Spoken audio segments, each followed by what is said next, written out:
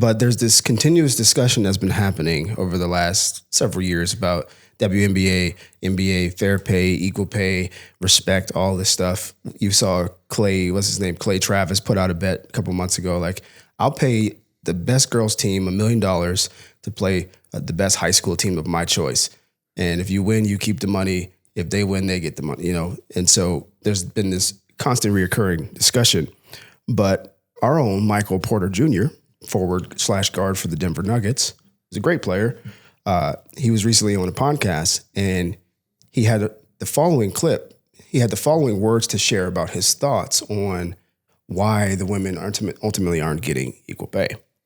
But the response from WNBA players, including Lexi Brown, who we're going to show, is a very interesting lesson for those of you out there who are building businesses, because there's a fundamental principle that you cannot escape that we're going to dig into from these two people. Want to get paid more, and they're very talented, but so is a famous ping pong player. They're just as talented as the best ping pong player is just as talented as the best basketball player. That doesn't mean they're going to get paid the same because they play ping pong. It's what the people want to watch. You know what I mean? So Boom.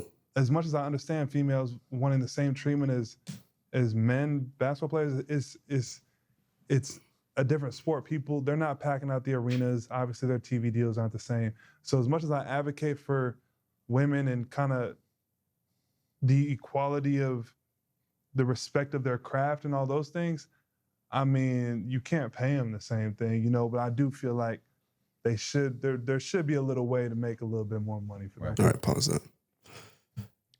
Yeah. So, right, we get that. It's like customer, producer, right? Okay. Well, next clip is a WNBA player currently in the league. This was her rebuttal to this, and we may skip through some of it, and there's some language in there that we'll cut out and post. But I want you to contrast the two responses, the two statements, and then let's look at some of the numbers. Oh, okay. So, I mean, there's like a lot to unpack in his statements, identifying us as females instead of women the whole time. That we can't get treated the same, and then he then says treatment to payment, which are two completely different things. We can still be treated with respect, and they can respect our craft without us making $20 to $30 million a year. Those things are not both of those things can happen. We cannot get paid $30 million, and we can be respected and treated well for being professional basketball players. Lowering the rims comment, you already know how I feel about that. It's stupid. It doesn't benefit me personally at all because I'm still not going to dunk. Yeah. I can't dunk on a 10-foot rim. I'm definitely not going to dunk on a 9-foot rim. It's going to fuck up my shooting. It's going to fuck up everybody's shooting. And I just feel like the way he plays basketball, he shoots a lot of threes. I just don't. He doesn't dunk. He wants us to dunk. So, the tenor of response, right? We don't even have to break that down. My first question is just, if we're talking about equal pay, then you'd have to be playing in the men's league and be just as damn good as they are. Right. They're two separate businesses. Where's the money come from? It's not like you just pull it out of the air. That's not how that works. No, it's not. So it's misguided to just say we should be paid equally and fairly for what we're doing over here. And I love his explanation of, great ping pong player. Nobody wants to watch that. Right. As soon as you start packing out stadiums and there's a ton of money behind it and sponsorship, then by all means. Well, actually, you look across certain parts of the world, it is popular. Right. And they're just as famous. Yep. Because of that, right? I think the one thing to note, if I'm talking to a WNBA player, here's a hot take for them. It's like, oh, we don't want to lower the rims. We don't want to make these changes that make us appear less. Well, then you do not want to put out a better product, and you don't want to make more money, because people will actually tune in if it mirrors what they see at the highest level in terms of guys doing all these dunks and stuff.